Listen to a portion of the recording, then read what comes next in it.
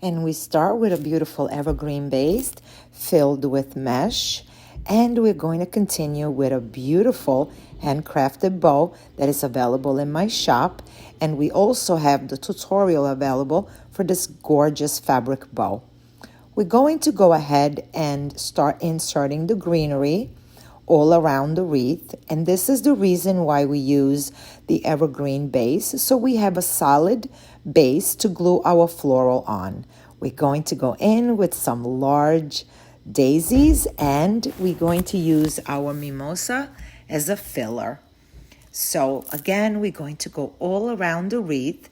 Now, what you don't see here is a beautiful coordinating attachment that I have been working on, and that's why there's going to be a part of the wreath right below the bow that will not be filled with so many flowers and fillers. The daisies that I am using are from Michaels, and I used a whole bush and a couple of stems from a second bush to fill this wreath because I really wanted the white to pop.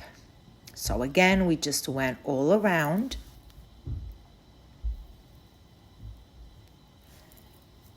And filled with the larger flowers. So many times I get asked why use an evergreen wreath if we're going to cover it with mesh. So mesh is a beautiful addition of color, texture, and fluffiness. However, whenever we are inserting flowers and stems, we want to make sure that we secure it to a good base and not just the mesh, because the glue with the mesh will not go very well. As you can see here, I am adding a little bit of tulips here and there, and I cut down the tulips stem, but I also took the leaves because I think tulip leaves are gorgeous, and we're going to insert them in throughout the wreath as well. I picked the pink and yellow tulips. You might not see it from the video, but the bow has a beautiful soft yellow and a beautiful soft pink. It has a few different shades of pink, but the combination, it's just beautiful.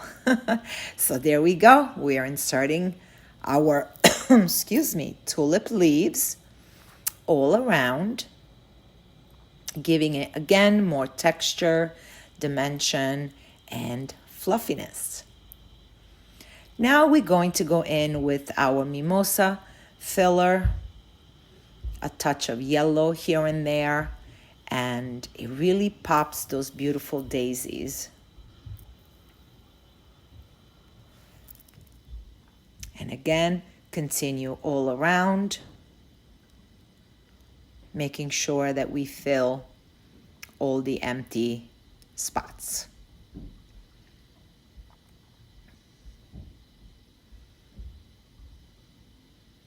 And you don't see it from the video.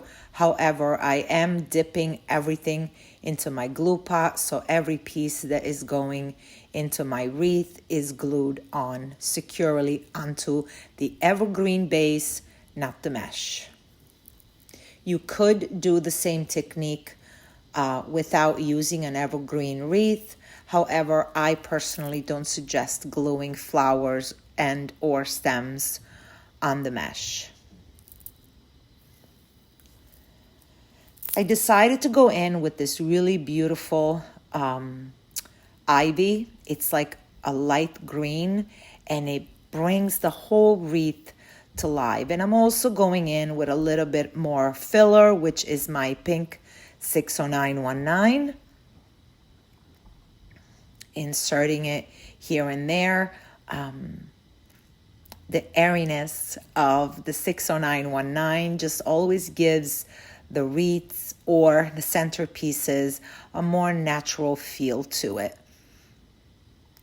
And when you put it outside and there's a little bit of a breeze, the little branches move around, and it's just beautiful to watch. It's like a natural scene.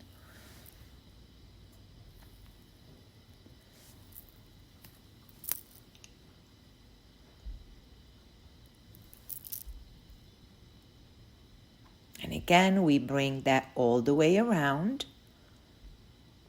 And make sure you check my Etsy shop, as we have these gorgeous fabric bows in different colors, or again, you can purchase the tutorial and you can make them yourself with every fabric that you prefer.